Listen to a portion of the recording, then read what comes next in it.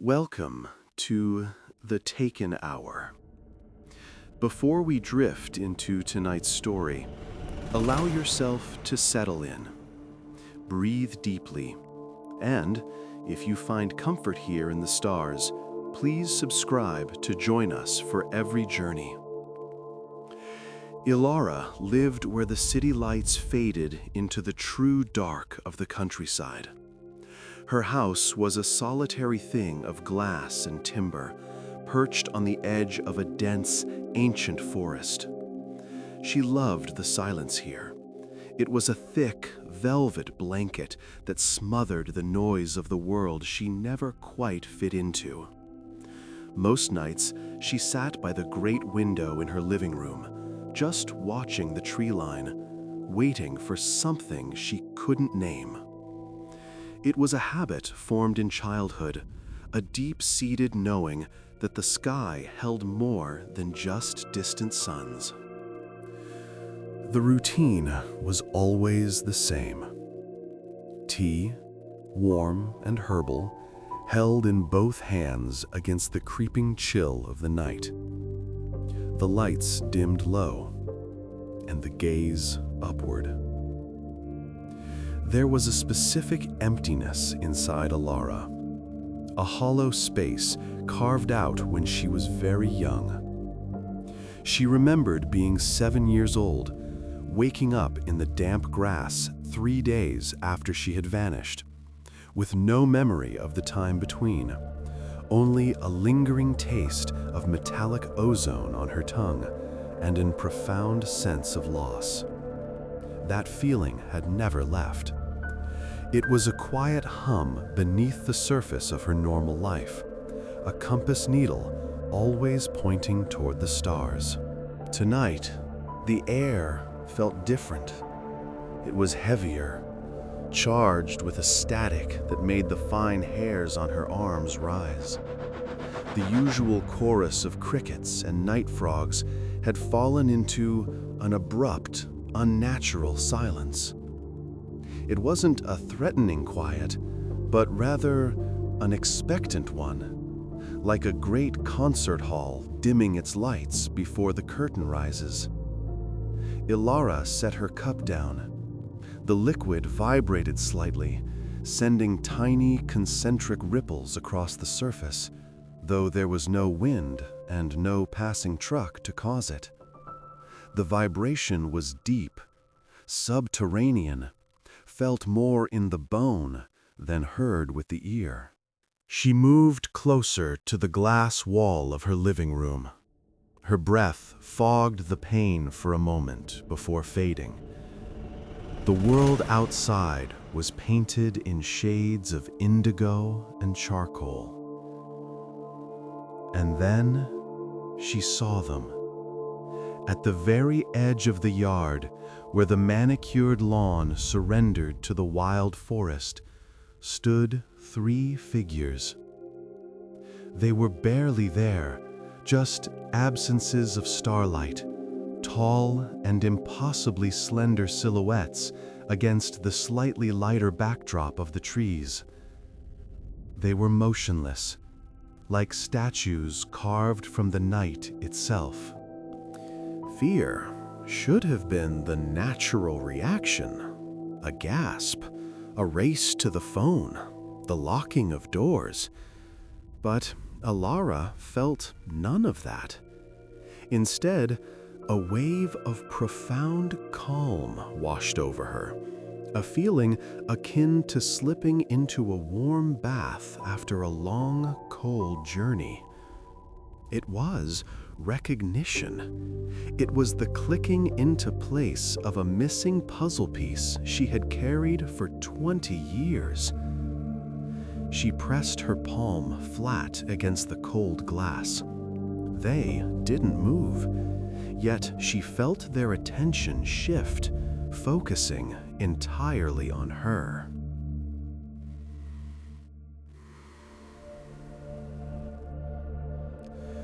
The silence deepened, becoming a pressure against her eardrums.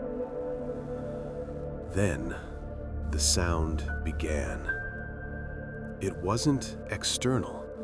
It bypassed her ears entirely, blooming directly in the center of her mind.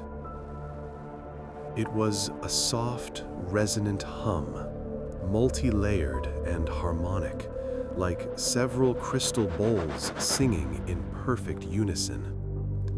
It was a soothing vibration that traveled down her spine, relaxing muscles she didn't know were tense. It felt like a lullaby she had forgotten the words to, but whose melody was etched into her very DNA. The three figures remained perfectly still. They held no weapons, made no threatening gestures. Their presence was simply absolute. As Ilara watched, the hum in her head began to articulate itself. It wasn't speech as she knew it. There were no sharp consonants or demanding vowels. It was a flowing river of meaning, a direct transmission of intent. They were reaching out. They were knocking on the door of her mind, waiting patiently for her to answer. Within the harmonious hum, a pattern emerged, a name. It was repeated over and over, gently, insistently. But it wasn't Ilara. The name they called was something else entirely, a sound that didn't belong to Earth. It tasted like cold starlight and smelled like ozone and ancient dust. Hearing it made tears well in her eyes, not from sadness, but from an overwhelming sense of nostalgia. It was her true name, the one she had answered to before she was returned to the grass. The realization hit her with the soft impact of falling snow. They hadn't come to take her. They had come back for her. The kidnapping all those years ago hadn't been an abduction. It had been a rescue. Or perhaps just a visit home that ended too soon. Every moment of feeling alien in her own skin, every night spent staring at the sky, it all made sense now. She wasn't human, not entirely, and her family had finally returned. She unlocked the sliding glass door. The click sounded impossibly loud in the quiet night. The air outside was cool and crisp, smelling of pine needles and the approaching frost. She stepped out onto the deck in her bare feet. The cold wood grounded her, a sharp contrast to the soaring feeling in her mind. The three figures at the tree line seemed to grow slightly taller, their forms shifting subtly, as if inhaling deeply. They were waiting for her to close the distance. As Ilara took her first steps onto the damp grass, the memories that had been blocked for 2 decades began to breach the dam. They didn't flood in violently. Instead, they seeped through like warm honey, coating her mind in golden light. She remembered the ship, though that word felt woefully inadequate. It hadn't been a machine of metal and wires. It was a living thing, a vast, bioluminescent organism that hummed with consciousness. She remembered walls that breathed, glowing in soft pulses of amber and cerulean, warm to the touch like sun-baked skin. She remembered the feeling of absolute weightlessness, floating through corridors that curved organically, guided by gentle currents of air that smelled of exotic, night-blooming flowers she had never found on Earth. There had been no fear then, only an intense, childlike curiosity and a feeling of complete safety that she had chased her entire adult life. The beings, her family, had moved around her with fluid grace, their thoughts touching hers with gentle reassurance. They had shown her nebulas up close, swirling clouds of creation that sang to her in colors. The return to Earth, waking up alone in that cold field, had been the trauma. The separation was the wound that had never healed. Now, with every step closer to the silent figures, she felt that ancient wound beginning to close, stitching itself together with filaments of starlight. The telepathic connection deepened as the physical distance between them closed. The hum in her mind evolved into a rich tapestry of shared consciousness. It was no longer just a name being called. It was an outpouring of emotion, relief, joy, and a deep, abiding love that resonated in the marrow of her bones. They were projecting images to her, flashes of the home she had forgotten. She saw crystalline cities that defied gravity, floating amidst rings of shimmering dust around a calm, violet planet. She saw twin suns rising over an ocean of liquid silver, casting long, shimmering shadows. She felt the collective embrace of a species that did not know loneliness, where every mind was a gentle ripple in a greater ocean of thought. They showed her why they had left her behind all those years ago. It was a necessity, a temporary shielding during a time of cosmic turbulence, a promise to return when the way was safe. That time was now. The three figures took a synchronized step forward, emerging from the shadow of the trees. Starlight caught them, revealing not monstrous features, but sleek, elegant forms that seemed woven from twilight itself. Their large, dark eyes held universes, and they looked at Alara with infinite patience, extending hands that shimmered with faint, welcoming energy. Ilara reached out, her fingers trembling, not from fear, but from the sheer magnitude of the moment. The distance between her hand and the slender, outstretched hand of the central figure seemed to contain an entire ocean of time.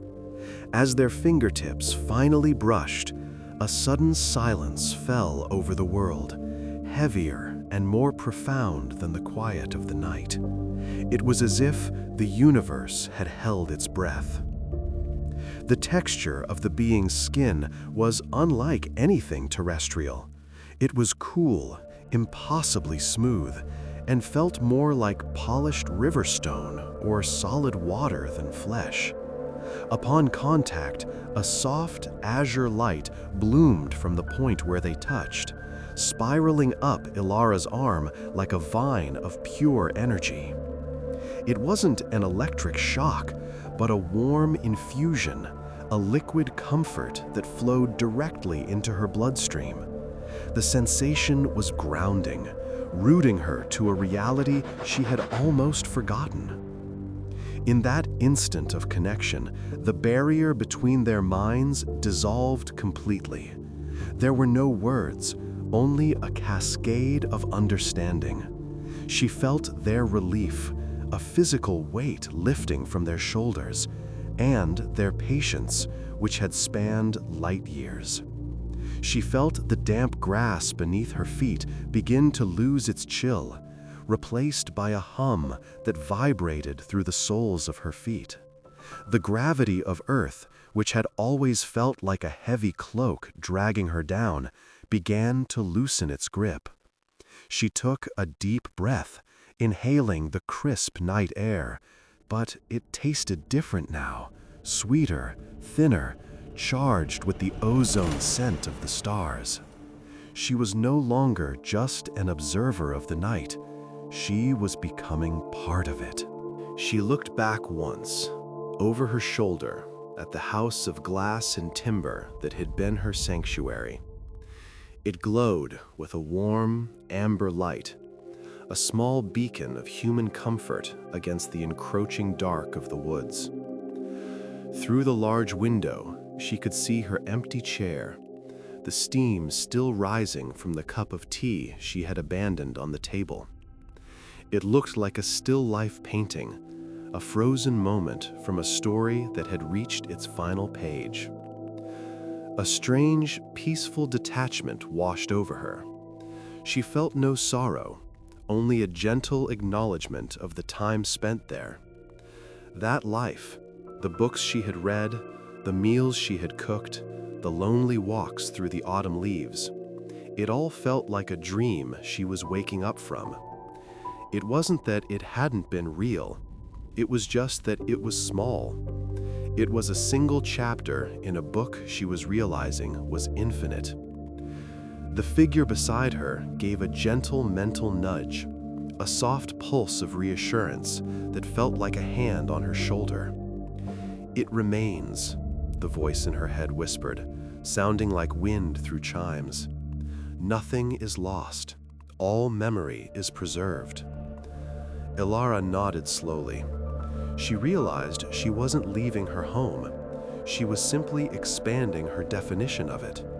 The earth, the house, the trees, they were just the foyer. Now she was stepping into the main hall. She turned back to the figures, her heart steady, her eyes clear. The tether to the ground had been cut, and her spirit was already beginning to float.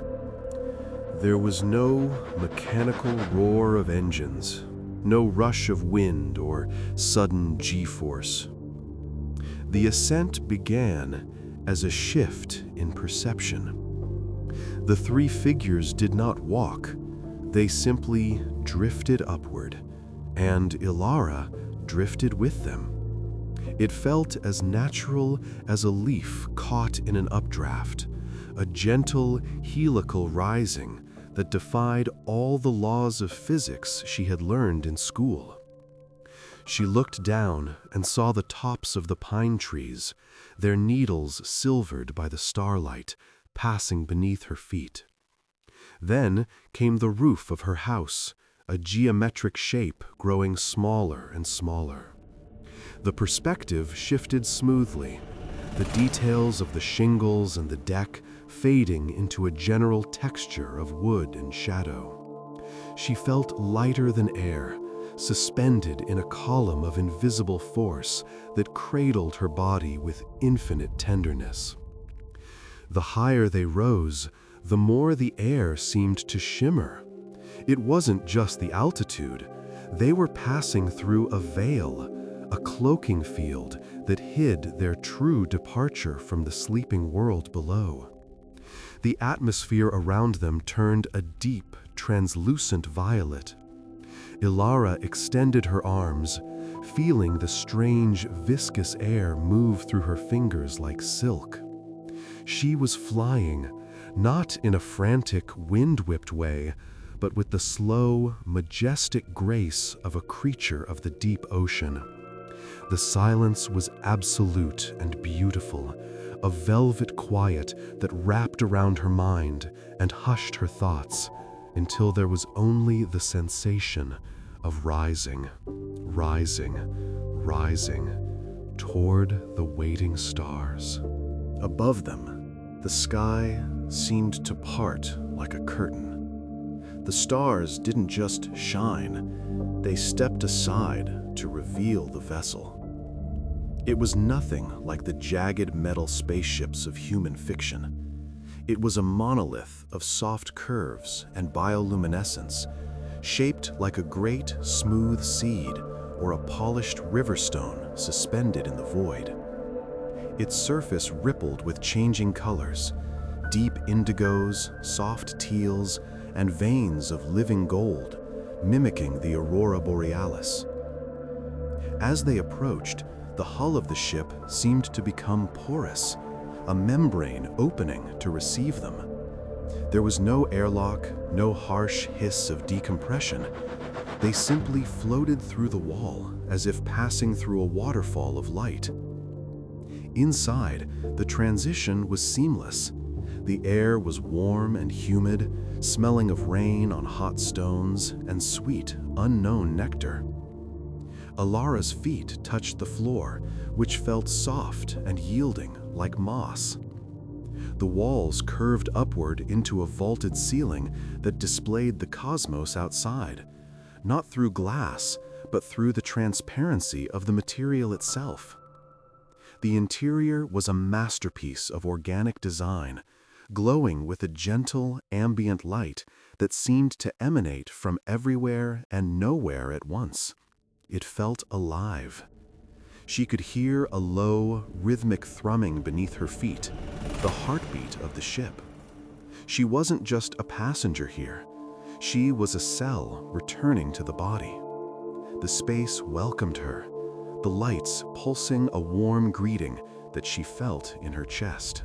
With the closing of the hull, the atmosphere inside the ship adjusted subtly to Alara's physiology, or perhaps her physiology began to remember its original state. The heavy, dense feeling of being human, of carrying a skeleton wrapped in muscle that fought against gravity every second of every day, began to evaporate.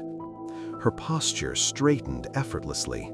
Her lungs expanded, taking in the rich, oxygenated air that seemed to sparkle as she inhaled it.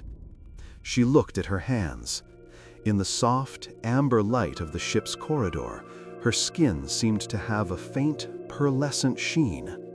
The aches in her joints, the constant background noise of minor bodily discomforts that she had assumed were just part of life, vanished.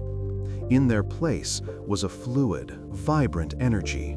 She felt taller, lighter, more porous to the world around her. The tall figures, her kin, moved around her with a fluid grace that she found herself mimicking unconsciously. They didn't walk so much as glide.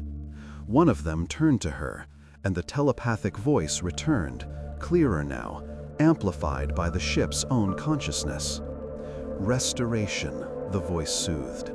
"The shell you wore was heavy. Here you are light. Here you are flow." Alara closed her eyes and stretched, feeling her spine elongate, feeling the energy centers of her body align. It was the deepest physical relief she had ever known, like taking off a suit of lead armor she hadn't realized she was wearing. The ship began to move. There was no lurch, no acceleration that pressed her into the floor. The movement was entirely visual. Alara walked to the curved, transparent wall that served as a viewing port. Below them, the Earth was a vast, luminous crescent. She watched as the curvature of the planet revealed itself, a breathtaking arc of blue and white marble suspended in the endless ink of space. She saw the spider webs of city lights, the glittering clusters of humanity, shrinking into insignificance. From this height, there were no borders, no conflicts, no noise. There was only the silent, majestic spin of a world that had hosted her for a time.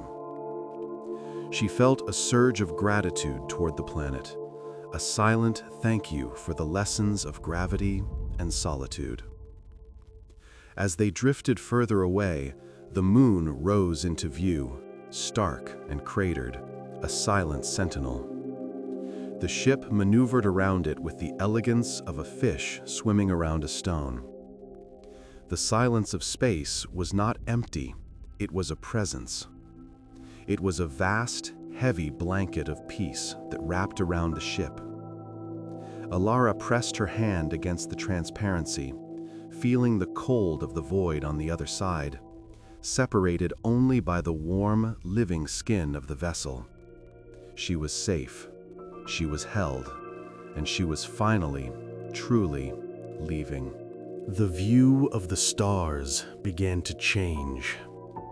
They were no longer static points of light. They began to stretch, pulling into long, luminous streaks of color. The ship was preparing to enter the between, the slipstream of folded space that would carry them home. The hum of the vessel deepened, shifting from a heartbeat to a continuous, resonant ohm. Alara watched as the familiar constellations distorted and dissolved.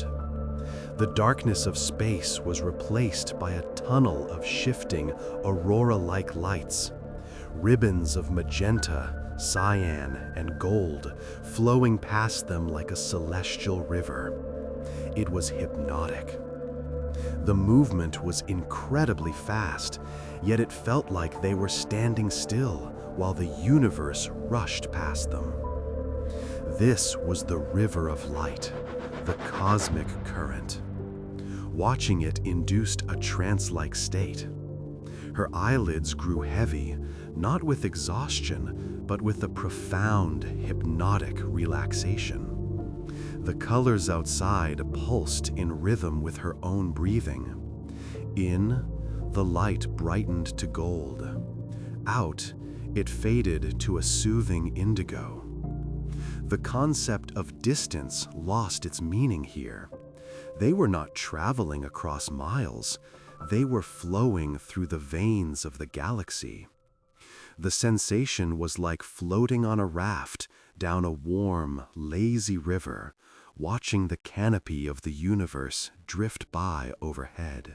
She turned away from the window and followed her guides deeper into the ship. The telepathic bond between them was now a constant, comforting background noise, like the sound of rain on a roof. They didn't need to speak to share. She felt their memories of the journey to find her, the years of searching, the careful monitoring, the joy of the rediscovery. In return, she allowed her own walls to come down. She let them see her childhood, the confusion, the loneliness, the small joys of a sunrise or a good book. There was no judgment in this sharing, only acceptance. It was a merging of waters. She realized that on this ship, privacy was not a fortress to be guarded, but a barrier to be lowered. Being known so completely was a sensation of pure luxury. It dissolved the knot of anxiety she had carried in her chest for decades. There were no secrets here, no misunderstandings, just clear, pure connection.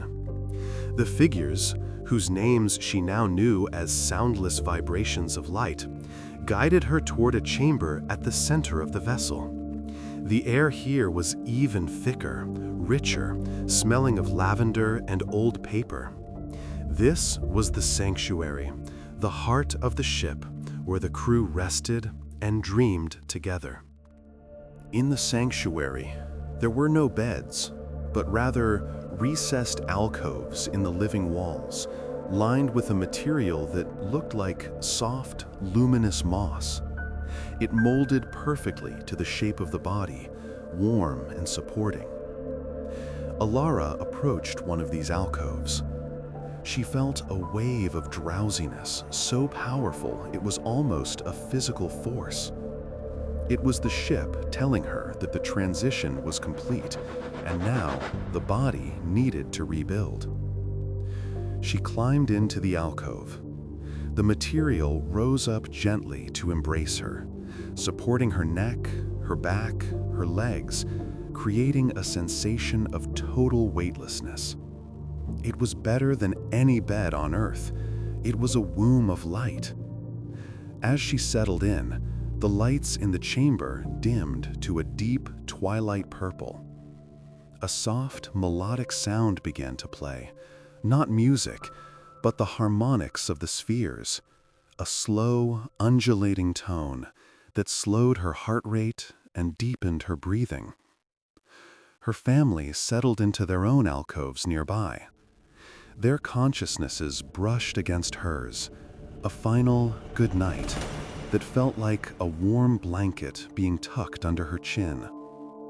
"Sleep now," the collective voice whispered. "We drift together. We drift home."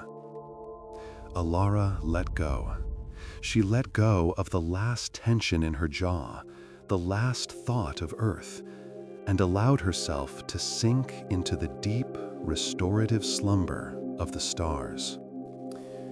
Sleep on the ship was not a blackout. It was a vivid, lucid journey through the collective dreamscape.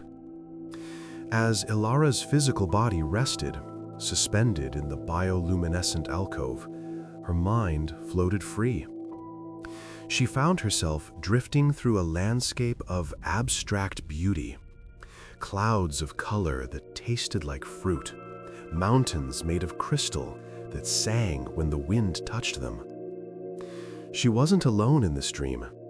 She could feel the presence of the others, like warm currents in a cool ocean. They were guiding her through the dream, showing her glimpses of their destination. She saw a planet with rings of diamond dust, a sky of eternal twilight, and oceans that glowed with inner light. These weren't just random images. They were memories being downloaded, a gentle education while she slept. She was relearning the geography of her homeworld. She flew over forests of purple trees with leaves as large as houses. She dove into waters that were warm and breathable. The dream was a promise. It was the ship whispering to her, "Look what awaits. Look what is yours." And in that dream, floating weightless and free, Ilara felt a peace so profound it healed the very concept of time. She was traveling, she was sleeping, and she was already home. Time on the vessel was not measured in hours or minutes, but in cycles of light and rhythm. There was no jarring alarm to pull Ilara from her rest, no harsh sunlight slicing through curtains. Instead, the waking process was a slow, symphonic rising.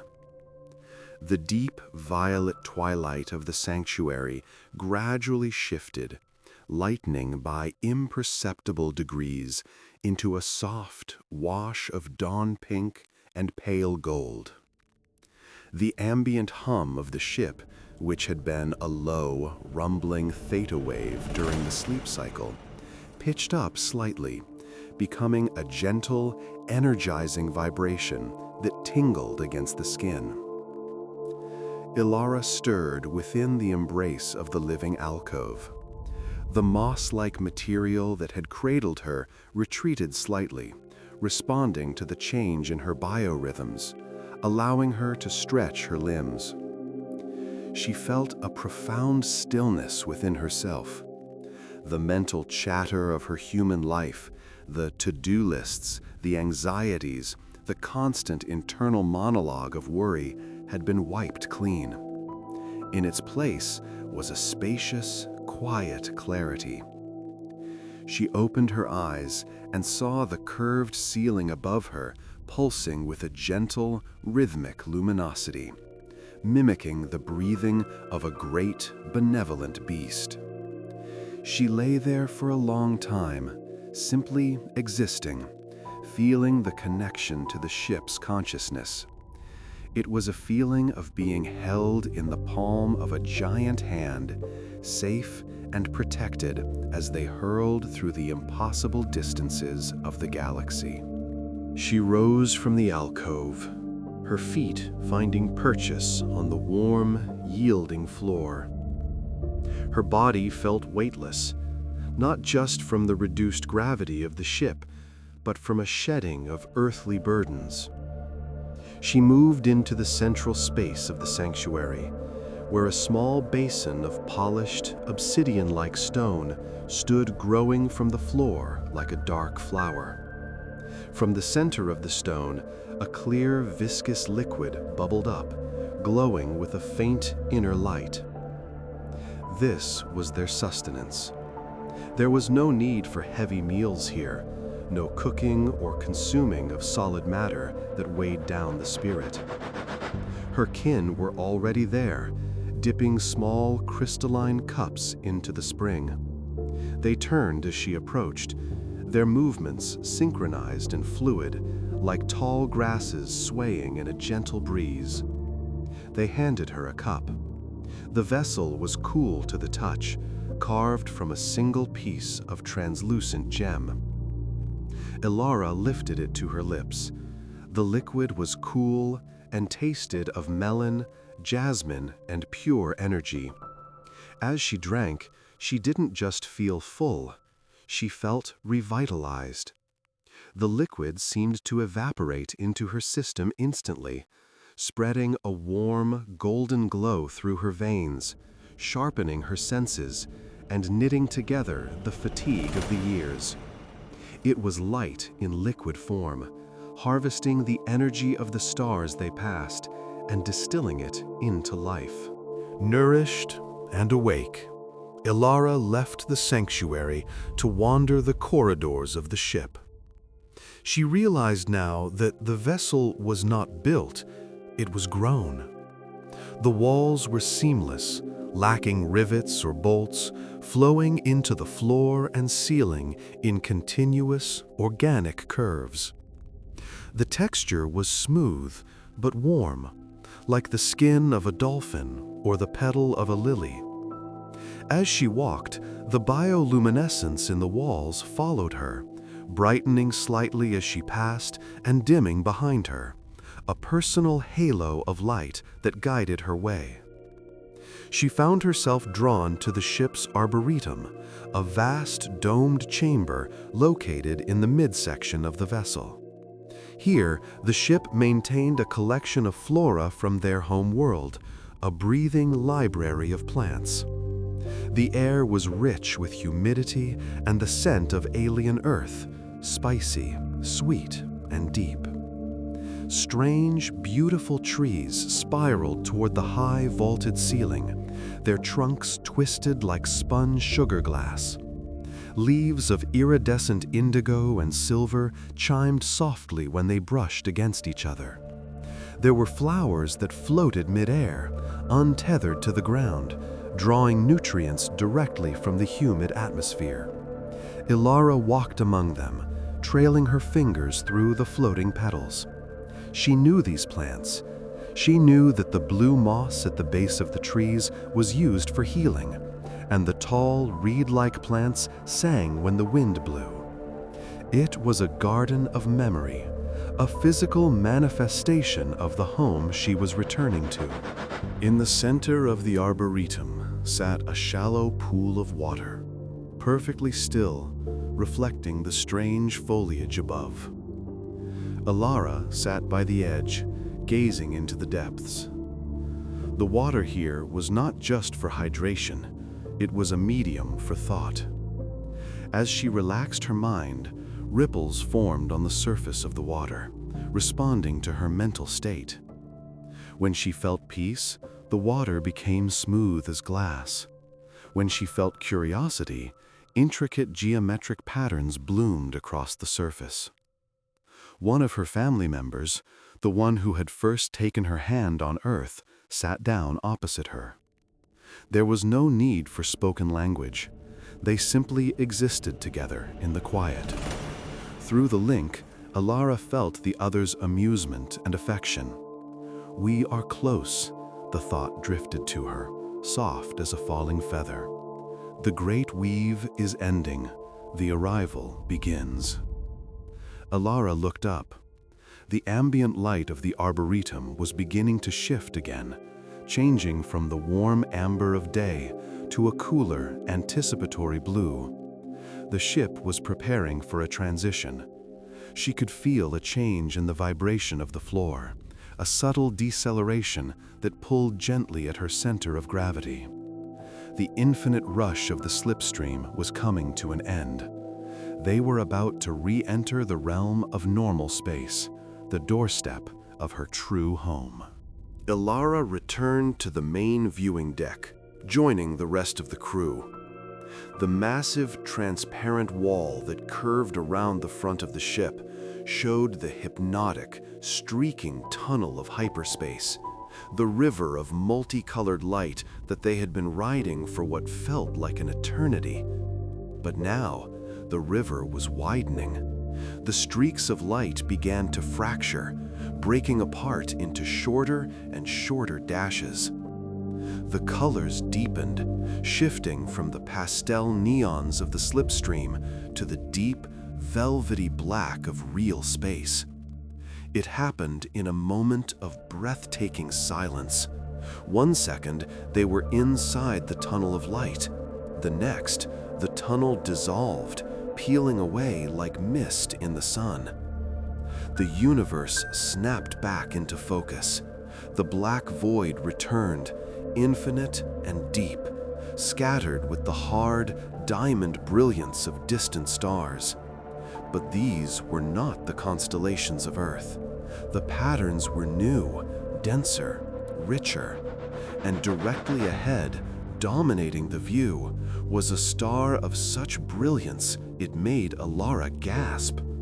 It was a binary system, a large, steady sun of pale gold, orbited by a smaller, intense companion of sapphire blue.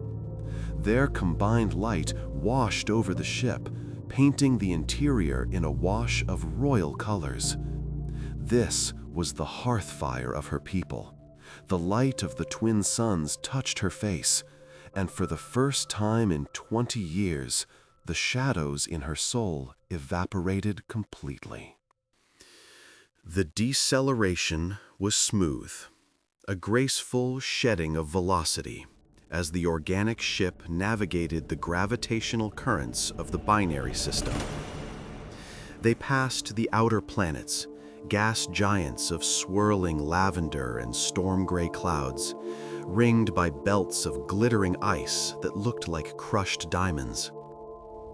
The ship acknowledged these worlds with a pulse of radio greetings, receiving silent, automated handshakes from ancient orbital outposts. Ilara stood mesmerized. The sheer scale of it was humbling, yet she felt no insignificance. She felt connected. Every atom in her body resonated with the frequency of this solar system. As they drew closer to the gold and blue suns, the destination revealed itself. It emerged from behind the glare of the stars, a planet of breathtaking beauty. It was not blue like Earth, but a swirl of soft violets, teals, and white cloud formations. It glowed with a faint luminescence, as if the planet itself was lit from within. Huge rings, thin and gossamer, encircled the equator, catching the dual starlight and refracting it into a permanent equatorial rainbow. Ethel. The name surfaced in her mind, not as a word, but as a concept, meaning the cradle of song. Tears streamed freely down Ilara's face, hot and cleansing. It was the most beautiful thing she had ever seen, and it was hers. The ship adjusted its trajectory, entering a high orbit around Ethel. From this vantage point, Ilara could see the texture of the world. There were oceans, vast and shimmering like liquid amethyst, and continents covered in vegetation that ranged from deep emerald to vibrant magenta.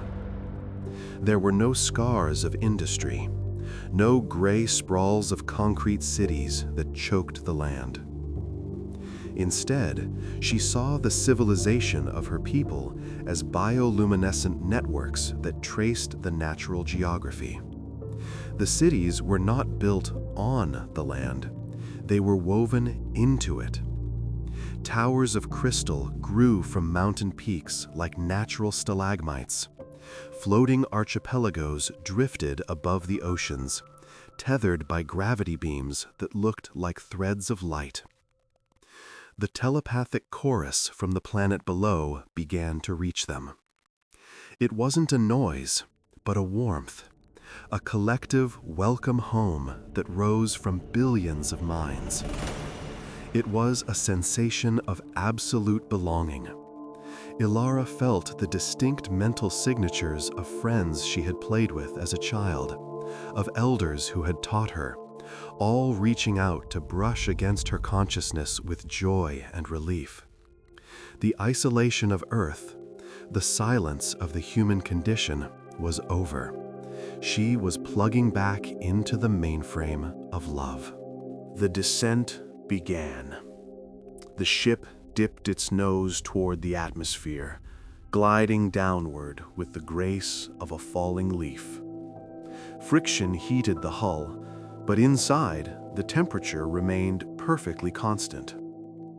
Outside the window, the black of space gave way to the upper atmosphere, a haze of indigo that lightened to a soft, periwinkle blue as they dropped lower.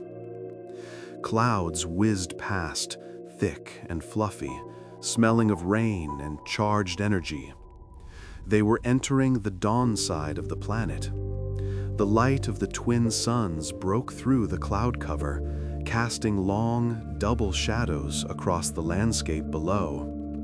Ilara watched as the details sharpened. She saw waterfalls that fell from floating islands into the mist below, rainbows arching in every direction. She saw flocks of large winged creatures soaring alongside the ship, welcoming them back. The ship was aiming for a specific location, a high plateau surrounded by peaks of glittering quartz. On this plateau stood the Spire of Return, a tall, slender structure of white stone that spiraled into the sky. It was the spaceport, but it looked more like a cathedral of nature. The ground was rushing up to meet them, but it didn't feel like falling. It felt like the Earth was rising up to catch them. The landing was soundless. The ship hovered for a moment above the white stone of the landing platform, the anti-gravity engines humming a low, resonant note that harmonized with the wind. Then, gently, with the delicacy of a kiss, the vessel touched down. The connection was made. The vibrations of the ship ceased, replaced by the stillness of the solid ground. The hull wall that had served as their door began to thin and dissolve once more. The air of Ethel rushed in. It was sweeter than the ship's air, richer, carrying the sense of a billion flowers and the ozone of the twin suns. Ilara stepped forward to the opening. The light was bright, but her eyes adjusted instantly, the nictitating membranes she didn't know she had sliding briefly over her pupils to filter the glare. She stepped onto the white stone. Gravity here was slightly lower than Earth's, giving her a feeling of buoyancy. She looked out at the horizon, where the violet sea met the sky. The wind caught her hair, whipping it back. It was a warm wind, a living breath. At the end of the platform, a crowd was waiting. Figures tall and elegant, robed in shimmering fabrics, stood in a semicircle. They didn't cheer, they simply radiated a wave of pure, unadulterated love that hit Ilara with the force of a physical embrace. Ilara walked toward them.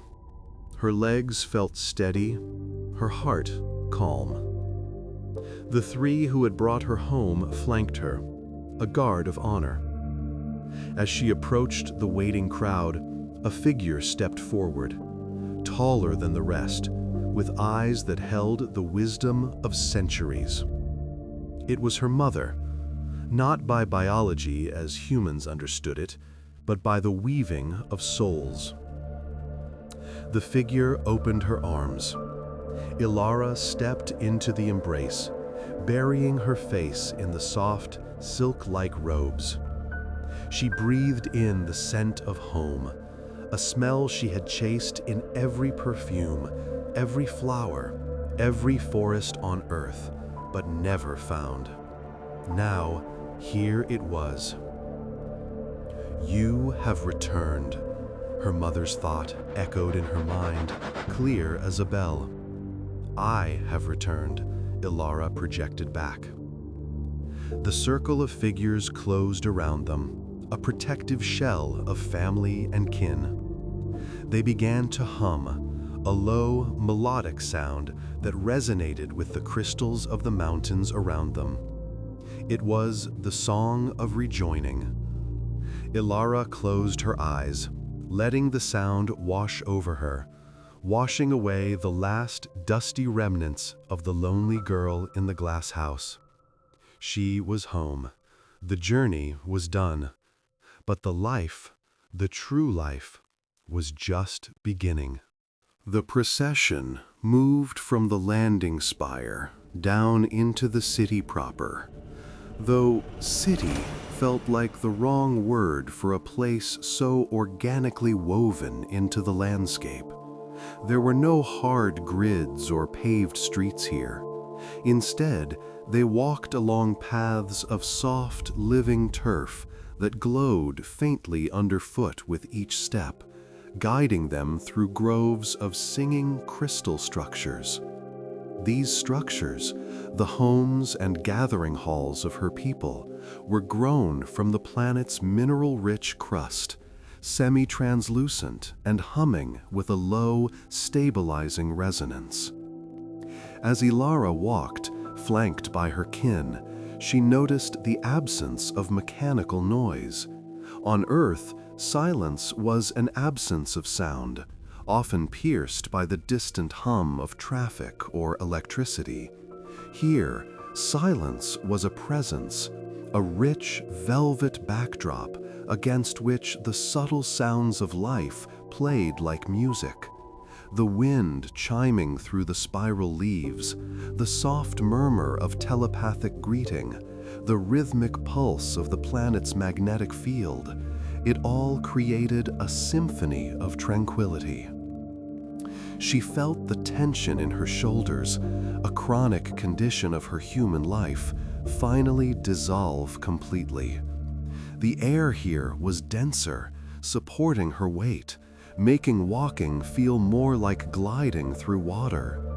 Every breath was a nourishment.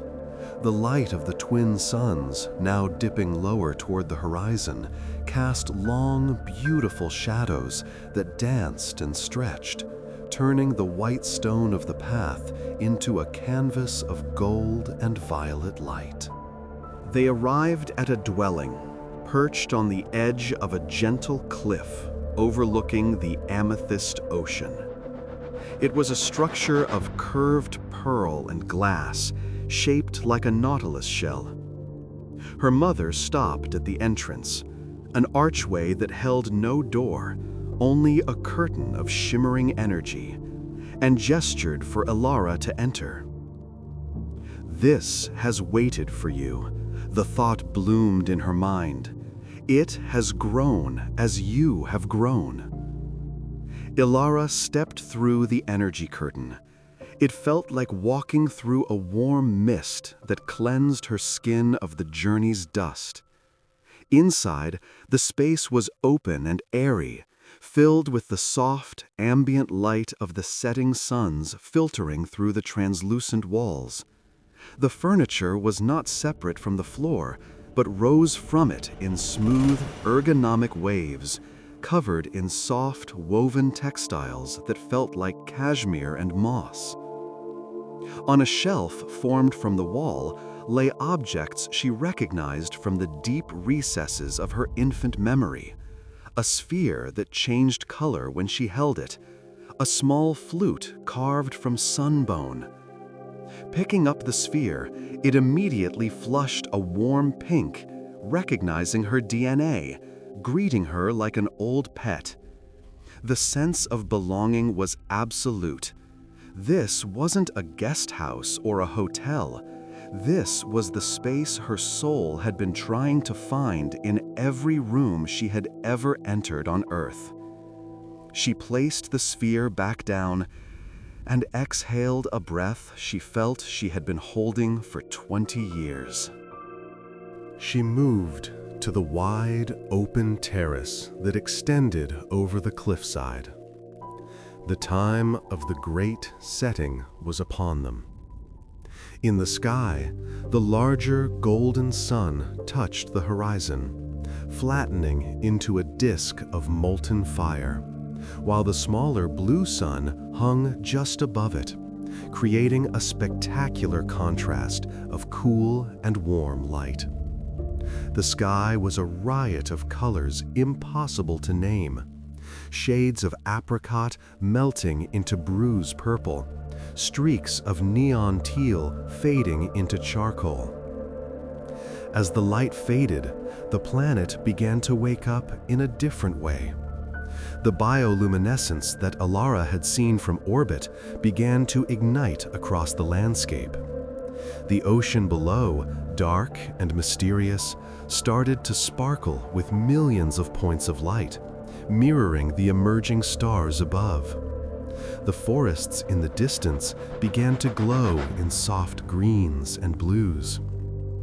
It was a visual lullaby. The transition from day to night here was not a shutting down, but a shifting of gears into a softer, more magical mode of existence. Ilara leaned against the warm railing of the terrace, the stone retaining the heat of the day. She watched the twin suns disappear completely, leaving behind a twilight that was bright enough to read by, but soft enough to soothe the eyes. The air grew cooler, smelling of night-blooming jasmine and rain. It was the perfect temperature for rest. With the coming of the night, the song began. It wasn't an audible sound that would keep one awake. It was a psychic harmonic, a collective wave of relaxation that swept across the planet's surface. It was the mental signal that the work cycle was over and the restoration cycle had begun. Ilara felt it start in the soles of her feet, a gentle vibration that traveled up her legs, softening her knees, relaxing her hips. It moved up her spine, untying the knots of tension between her shoulder blades. It was the planet itself singing its children to sleep. She didn't fight it. She had spent too many years on Earth fighting the silence, fighting the insomnia that came from being out of sync with her environment. Here, the environment conspired to help her rest. She allowed her mind to sync with the song. Her thoughts slowed down. The sharp, jagged edges of her analytical mind smoothed out into long, rolling waves of perception. She felt connected to the millions of other minds settling down around her, a vast network of peaceful consciousness. There was no loneliness in this night. Even in sleep, she would be held in the great web of her people. She turned from the terrace and went back inside. The room had adjusted to the darkness, the walls now glowing with a faint amber luminescence that mimicked the dying embers of a fire. In the center of the sleeping alcove was the resting place. It was a wide, circular basin filled with what looked like fluffy, dry clouds or cotton, but was actually a suspension field of soft energy and textile. She approached it, shedding the robe she had been given. As she lay down, the field rose to meet her, supporting every contour of her body perfectly. It was neither hard nor soft. It was simply an absence of pressure. She felt as though she were floating in zero gravity, yet she was warm and grounded. The ceiling of the room became transparent, revealing the night sky of Aethel. The stars were dense, a thick dusting of diamond powder across the velvet black. 3 moons, in varying phases of crescent and gibbous, hung like lanterns. Watching them didn't stimulate her mind, it hypnotized it. The slow, celestial dance above was the ultimate pendulum, swinging her deeper and deeper into relaxation. Lying there, suspended in comfort, Ilara thought back one last time to the window in the house on the edge of the forest on Earth. She remembered the fear of the silhouettes, the feeling of being watched. She realized now that the fear had been a misunderstanding. They hadn't been monsters lurking in the dark. They had been guardians waiting in the wings. The silhouette was no longer outside the window. She was the silhouette. She belonged to the night now. She belonged to the stars. The separation between inside and outside dissolved. She was safe. A profound wave of gratitude washed over her, warm and heavy like a weighted blanket. She was grateful for the journey, grateful for the return, and most of all, grateful for this moment of absolute stillness. Her breathing deepened, falling into a rhythm that matched the slow pulse of the glowing walls. In and out, deep and slow. The last threads of wakefulness began to fray. Her eyes grew heavy, the lids fluttering closed. Even with her eyes shut, she could sense the gentle, protective presence of the planet. She performed a mental scan of her body, a technique she had tried on Earth that had never quite worked, but here it was effortless. She focused on her toes, and they dissolved into light. She focused on her legs, heavy and warm, sinking into the cloud bed. She focused on her hands, resting open and loose by her sides, the fingers uncurling like sleeping flowers. Her chest rose and fell, a ship riding a gentle swell. Her jaw loosened. The space between her eyebrows smoothed out. "You are home," the air whispered. "You are safe," the ground hummed. "You are loved," the stars signaled. Every atom of her being accepted this truth. There was nothing left to do, nowhere left to go, no one left to be, other than this peaceful, breathing point of consciousness. The boundary between the waking world and the dream world thinned to a wisp of smoke. Ilara drifted across it without even noticing. The sounds of the alien night, the chime of the crystal leaves, the hum of the distant sea, merged into a continuous, soothing white noise that wrapped her in a cocoon of sound. She began to dream, but these were not the anxious, fragmented dreams of Earth. These were deep, oceanic dreams. She dreamed she was flying again, soaring over the violet oceans of Aethel, the twin suns warm on her back. She dreamed of swimming through the rivers of light in the slipstream. Her consciousness expanded, becoming light and vast. She was floating in the center of a nebula, warm and protected. The sleep was deep, restorative, and endless. It was the sleep of a child who knows their parents are in the next room. It was the sleep of a traveler who has finally put down their heavy pack.